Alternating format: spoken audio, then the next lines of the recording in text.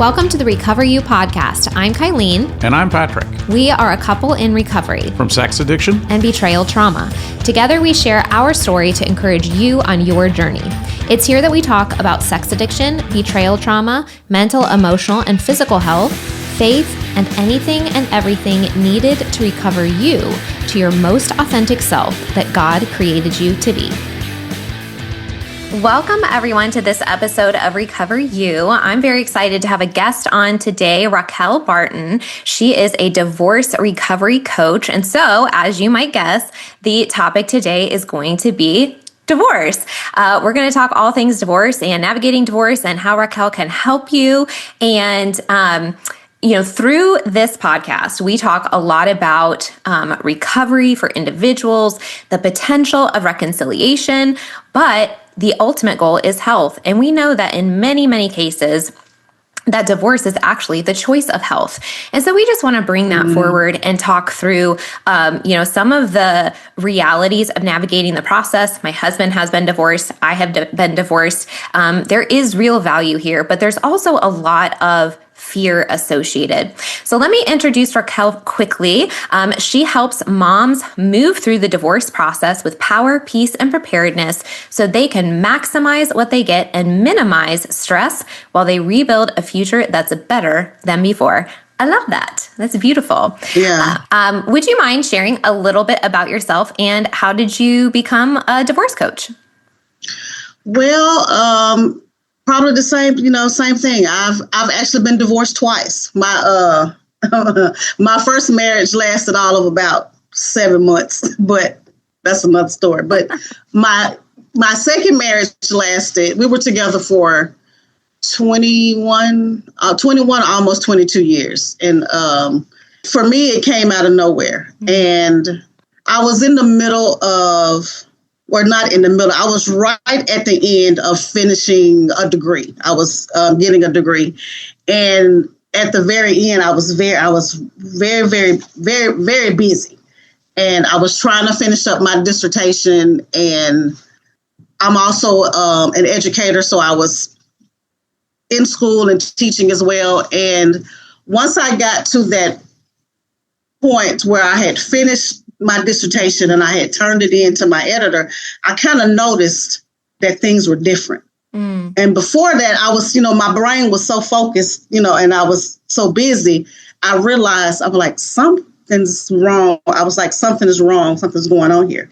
And I asked and I asked and I asked, and he just was, nothing wrong, nothing's wrong, nothing's wrong. And I was like, okay, where it got to a point one morning where our habit was we never left the house without giving each other a kiss and saying, I love you, because he was a police officer.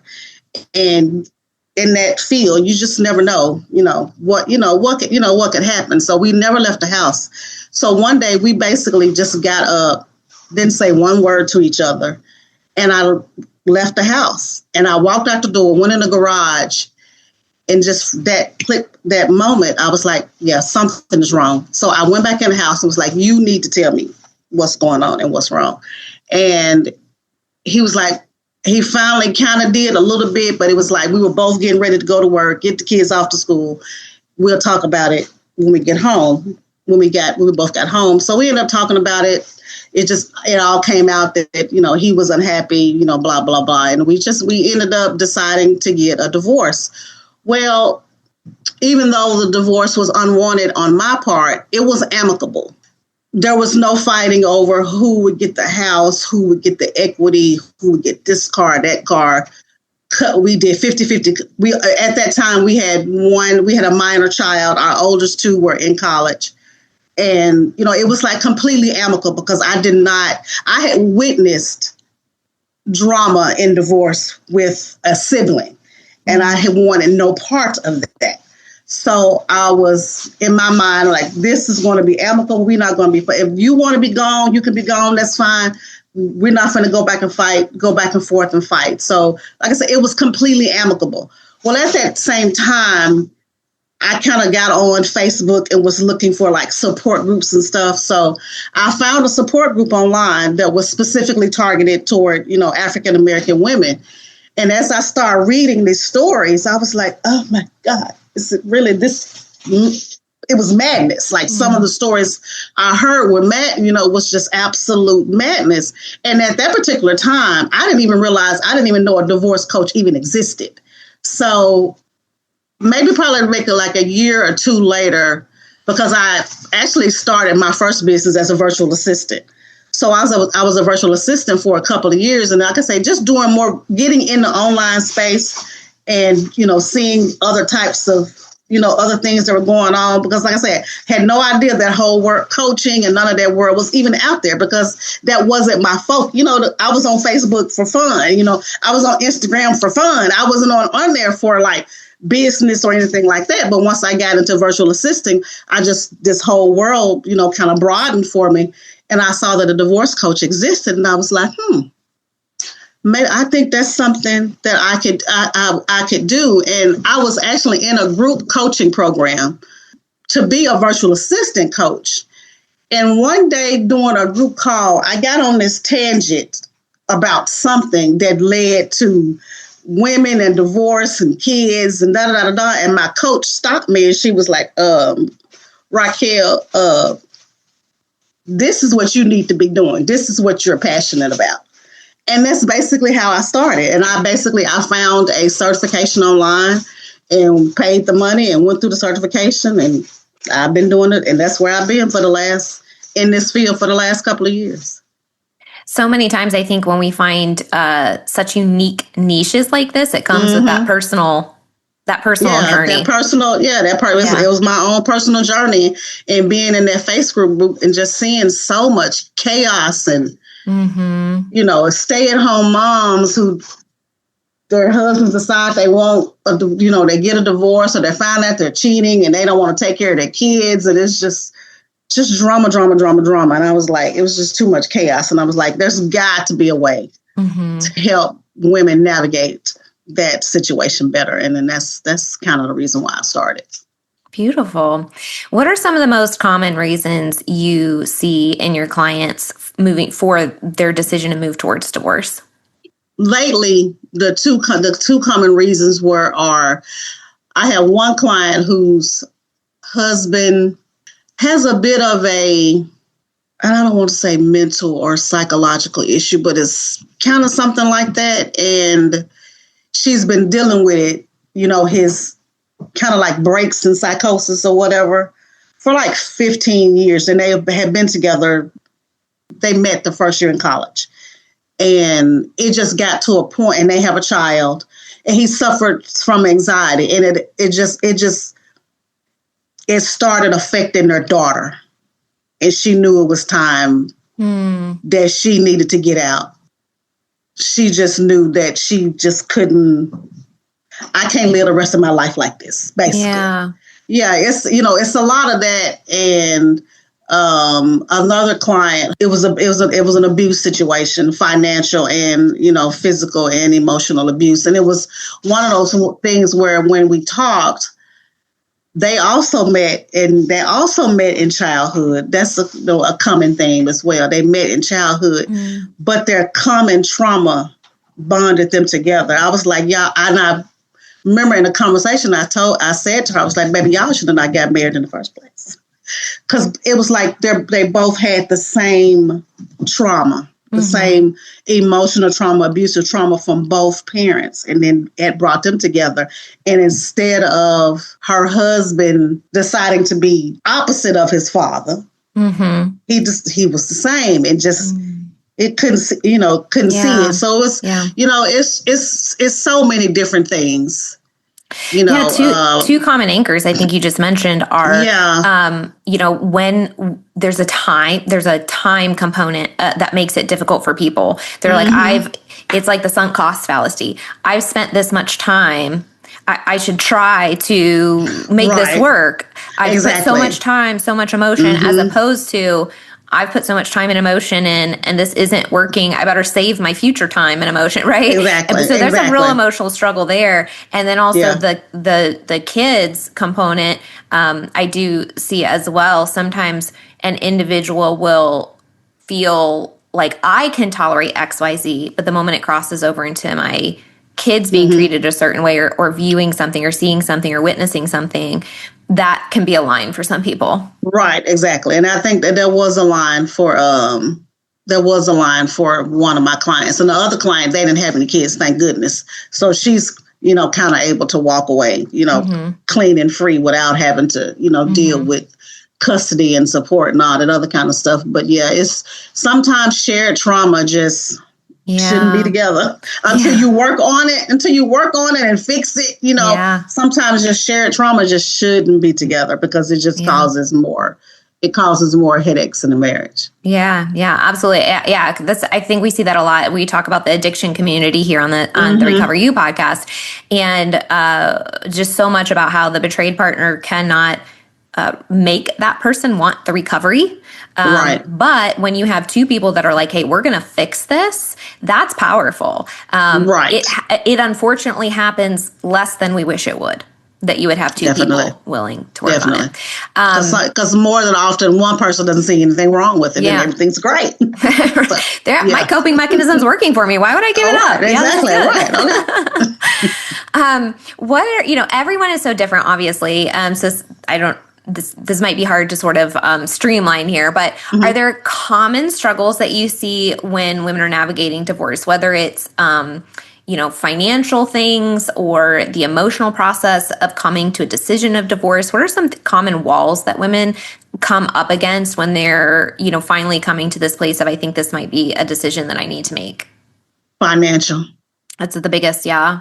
Yeah, financial is the biggest. Whether you've been a stay-at-home mom and you've spent, 5, 10, 15 years taking care of kids, so you don't have an employment history to help back, to back you up, to get you back in the workforce, or it's financial abuse. Like the one little client I was talking about, he wouldn't even let her buy no clothes. She later basically had to one outfit, and I'm like, oh. Okay, you know what I'm saying? So it's like it's finances.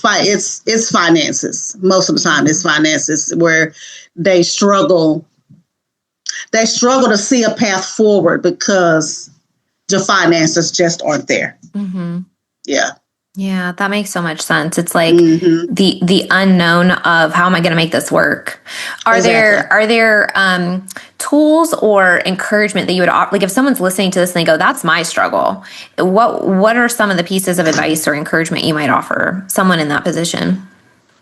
I would offer if financial abuse, because it's really, really hard when financial abuse is at the core of it. But if financial abuse is not at the core, figure out a way to open your own bank account if you don't already have one, and start. Even if you only start with $10 a month, it's still $10 that you can start feeding it. You can start feeding into that account. Start doing some kind of training, or if you can find a training online. YouTube University is out there.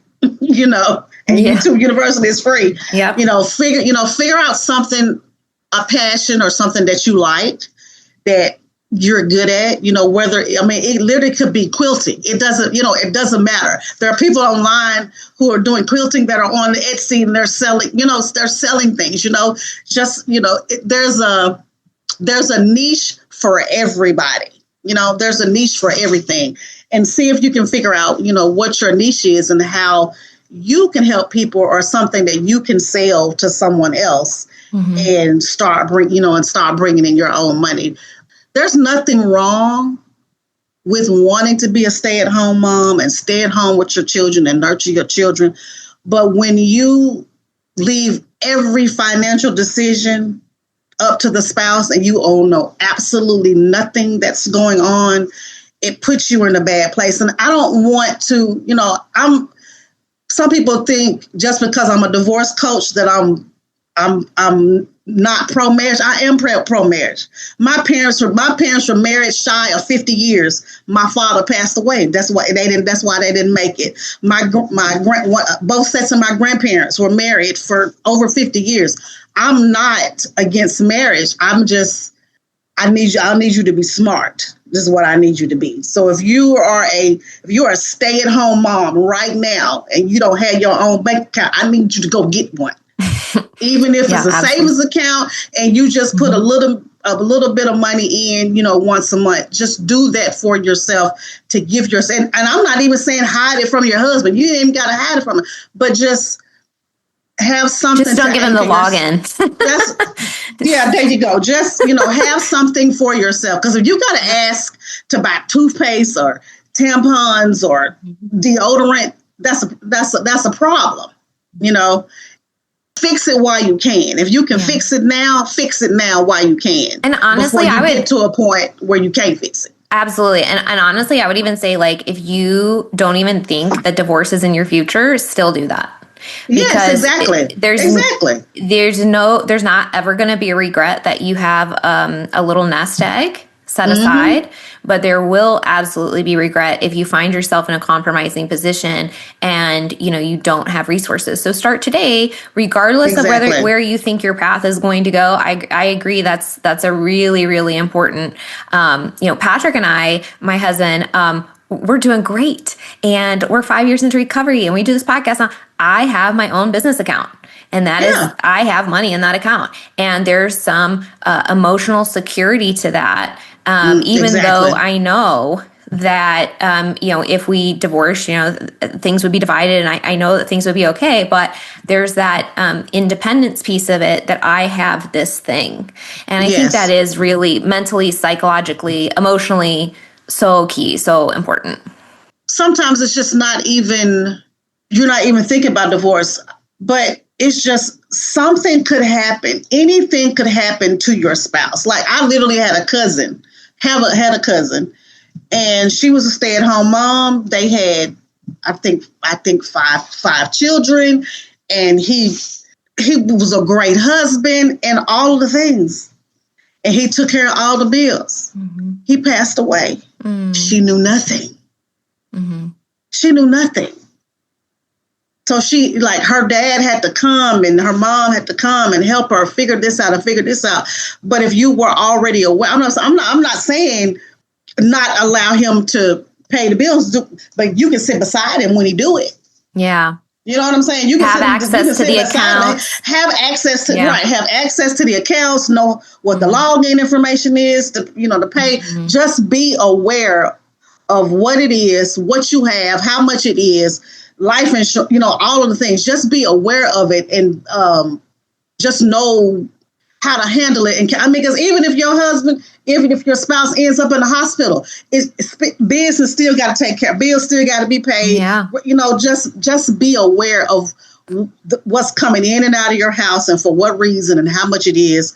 So you can just have that. You need that knowledge. Don't be so, I'm a stay-at-home wife, and my husband takes care of everything. No, that's fine. There's nothing wrong with that. I would love that for every woman. You understand? I would love that for every woman. But just be aware of what's the finances that are coming in and out of your house. Absolutely. Yeah. That's such a key support, I think, for so many. You mentioned that in some of your work that you help people navigate the litigation process, which can be extremely mentally taxing. It can be very emotional if you have a partner that is, not cooperating. There's a lot that can go on. Even just when I got divorced, I was so shocked at how hard it is to get divorced. Like it's such a process. I was like, this should be so much easier. And then if you have somebody that's not participating and they drag it out, it's so annoying. Baby, it's so easy to get married, but it's hard to get divorced. That's it. All you gotta do is go spend some money and get that license, and you can get married that same day. Yeah, I know you could get married in Vegas in like 5 minutes. Like, come on. Exactly. Yeah. But they make it hard. They make it easy for you to get together. That's right. But they make it hard for you to break apart. Yeah, I think that's definitely so true. That's like a piece of education I feel like everybody should know when they get married, is how hard it is to get divorced. It's very hard. It is hard. It is hard. Divorce comes with a lot of decisions. It comes with a lot of decisions. And that's where a lot of people, their brains stops. Because there's so many decisions to make. Yeah. What I try to help my clients do is just, let's tackle one thing at a time. let's tackle this. Figure out what your decisions are for parenting. Let's figure out your decisions for housing. Figure out your decisions for your children. You just take one thing at a time and don't try to move your brain in so many different places. That makes sense. It's decision fatigue that can be the thing. So when you get decision fatigue, you just want to you don't want to crash out, but you just full stop. And it's like, I don't want to think about this. I don't want to think about it anymore. What I try to help my clients do is, let's make the decision. Let's tackle this. Let's tackle this. Let's tackle this. Now, what questions do you need to ask your lawyer? And we work out those questions so that when you go into your attorney's office, you're prepared. I got this prepared because they ask for all of these things, what they have to do with your finances and taxes and da. Okay, just let's tackle one thing at a time. Let's make one decision at a time, and then you can move forward. And then once you walk into your lawyer's office, you have everything that you need. Yeah. All the questions that you want, all the questions that you need answered. And then you can just take your time with the process. It's just sometimes it's decision fatigue. It's not necessarily the legal aspect of it itself. It's just making so many decisions, especially when there are children involved.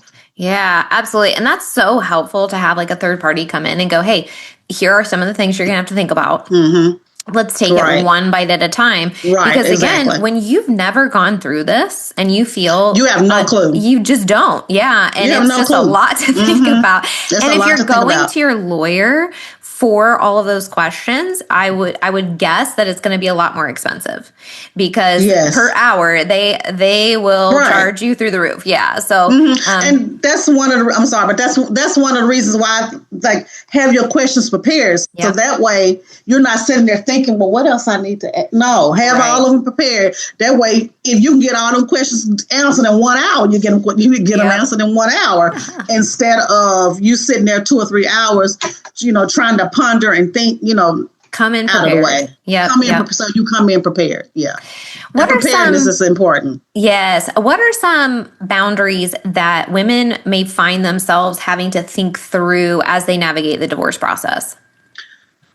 What I found, and I actually had a client like this as well, what I found is sometimes when you decide to get a divorce because of finances or whatever reasons, or you can't decide if you want the house or he wants the house, they end up staying together in the same house together. Mm-hmm. So,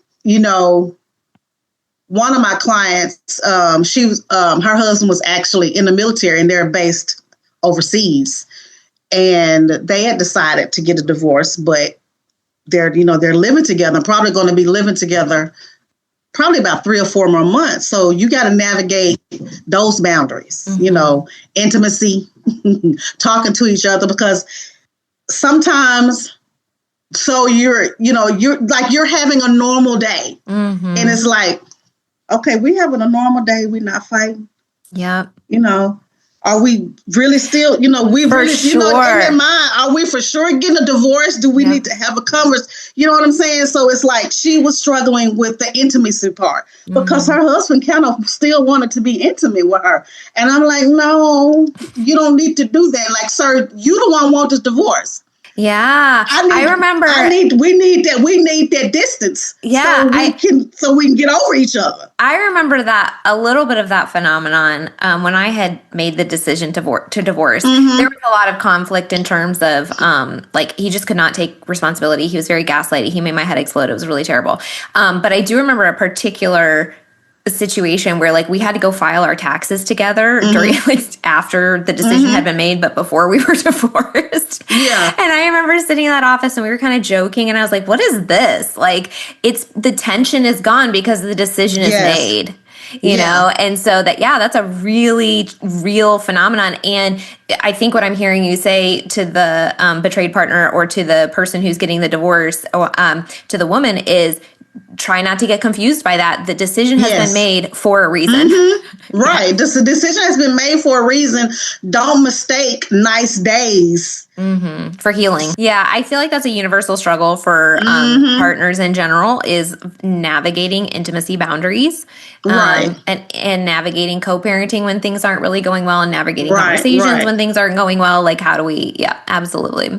Yeah. And it's like sometimes like a boundary could also be, just because we got kids together don't mean you about to be walking in and out of my house. Now, they can meet you at the door. You can come to the door, or I can sit them outside. That can be a boundary, as well. Especially if you're in a new space, protect your space. That's such a good point. You mentioned even, especially if it's a new space. That's I want to highlight that, just because we talk a lot about creating safety and creating safety in your environment. And so if you are navigating a process and you create a new space, you want to keep it safe. You want to keep it like where you feel grounded. And if that energy of disagreement and that energy of contention continues to come into that environment, we want to keep that space as safe as possible. So I love that you brought that up. Yeah, exactly. Yeah. So I noticed that there are several ways that people can work with you. You have strategy calls that are 90 minutes. You have one-on-one coaching. And I noticed something called the divorce hotline. Can you kind of walk through those different tools and tell us a little bit about them? Yeah, I do. I do a strategy call, and I do that one because sometimes, number one, again, it's a finance issue, because one-to-one coaching is a lot more expensive, than the strategy call. And then sometimes people just need the strategy. They just need the strategy. They just need to walk through what I need to do for this, for this, for this, for this, for this. So that's what the strategy call is for. We get on the phone for about 90 minutes. Sometimes it may run to 2 hours, and we just work through. I have like a really in-depth questionnaire that I have them answer first, that I can go through, so it can guide how we go through the strategy call, because sometimes there's specific things that they need to take care of in that 90 minutes. And that's what we work on for the 90 minutes. For the one-to-one coaching, can be anywhere from 3 to 6 months. It gives you time, to, like I said, to help with that decision fatigue, so we can just work on one thing 1 week at a time. And, I kind of like, we discuss something, I give you homework, you take care of it, you come back, we discuss your week, how's it been going? And then we just basically kind of work through everything that could happen in your divorce, over a longer period of time. Makes sense. Yeah. And then the divorce hotline, that was something I actually just started, and it was a recommendation from my coach, from my marketing coach, and it's kind of like a Dear Abby. Nice. but dear Raquel, like, what should I do in this particular situation? Yeah. And it's been interesting. I haven't actually, my plan today to post my first response, because I have had a few questions come in about that. And I'm probably going to post my first response today. I email people back individually, and go ahead and try to quickly give them their answer, because sometimes it may be, rushed and they really need the answer. But like once a week, I'm going to answer a question, like just like a little hotline tip. That's great. I love that. Just little tips. I love that. So I love that, because a lot of individual questions are questions that people are going to generally experience. There might be something unique to that experience, but a lot of these patternings are the same. A lot of the fears are the same. A lot of the hurdles are going to be the same. So you kind of, them giving you permission to say, hey, share this with the world, like that's going to be really helpful to a lot of people. Yeah. And now, where are you posting those? I'm going to post them on Instagram. Okay, great. Probably as a reel. I haven't figured out if I want to do it on, because Threads is my jam. I really do love Threads, because that's where we met. I love Threads, but it's probably going to be on Instagram, because it's going to be a voice. I'm not just going to type. I'm going to do it as a voiceover. Oh, perfect. And give the answer. And Threads doesn't really necessarily cater to that. It's more, it's more written word than, voice. So I'll be doing the answers. You could post part of the question on Threads and then direct them to your, or something like that. I don't know. Yeah. That's probably that's exactly what I do. If you want to know my answer, go over to my Instagram. Yeah, there you go. There you go. That's what look at you giving me a marketing idea. I love we need people on every platform to be able to get the answer, You're right. You're exactly right. That's exactly what I do too. That is exactly what I do. That's funny. And then I noticed that you are this close, or actually by the time this podcast drops, it may already have launched to starting your own podcast. Yes. Tell us about that. Yes. It was one of those things that came into my brain. It was in 2018. So it's been a long time. Ooh, it's been percolating. It's been percolating for a long time because I actually started the Instagram has been there. I have an Instagram, When the Fairy Tale Ends. The name of the podcast is going to be When the Fairy Tale Ends. And I've had like the Instagram, the Facebook, I've had all of those things. Bought the URL, back when it first came to me. And I actually started posting on there a little bit, but once I started my virtual assistant business, it kind of dropped off. But it's one of those things where fairy tales are geared toward girls. You know what I mean? Cinderella, Sleeping Beauty, Snow White, Frozen, The Little Mermaid. They're all geared toward girls, and where the guys get G.I. Joe and Transformers and Scooby-Doo. You know what I'm saying? And as girls, we grow up with this fairy tale in our mind that we're going to find our Prince Charming and he's going to be like the Prince Charming in the cartoon and we're going to live happily ever after and blah, blah, blah. You know what I'm saying? Blah, blah, blah, blah, blah. Yeah. And sometimes it don't work out. It don't work out that way.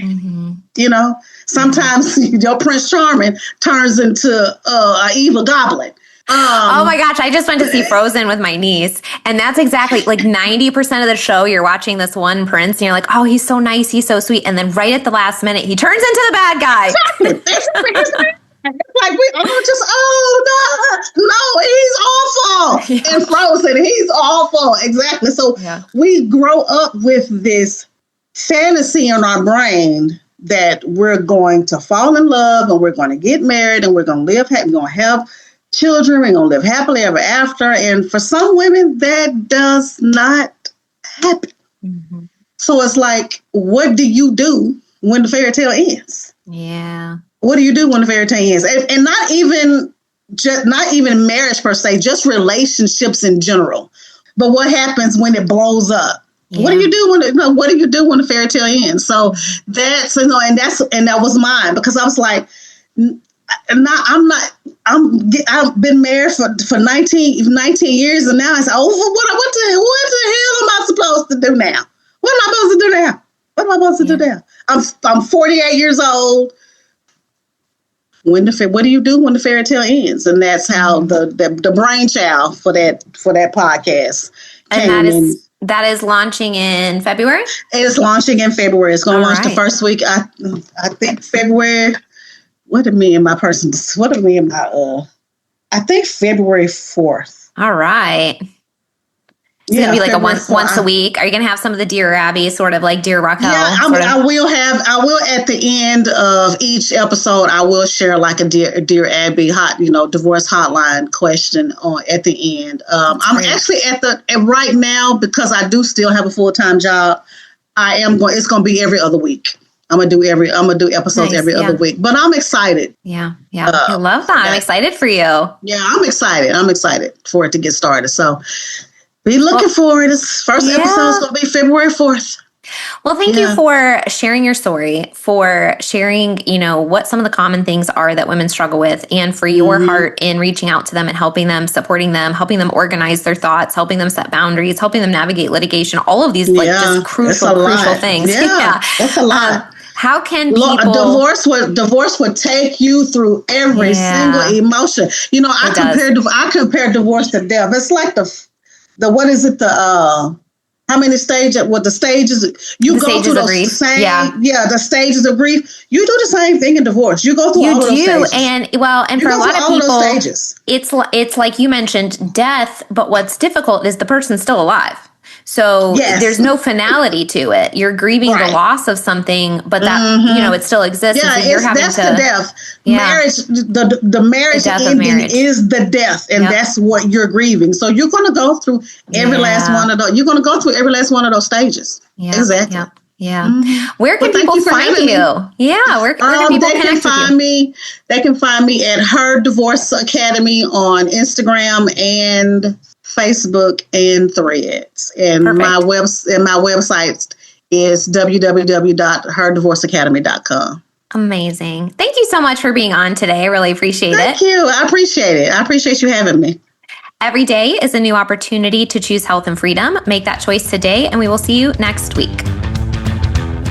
Woohoo! If you're listening to this, it means you've made it through an entire episode.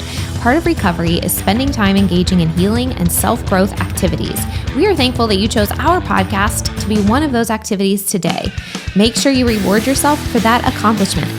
If you've enjoyed this episode or this podcast, we would love to hear from you. Please take just a few moments to leave a rating and review, letting us know your experience with Recover You. We not only love hearing how these episodes are helpful, but ratings and reviews help others just like you who are searching for recovery information and support find the podcast too. We can't wait to hear from you. See you next week.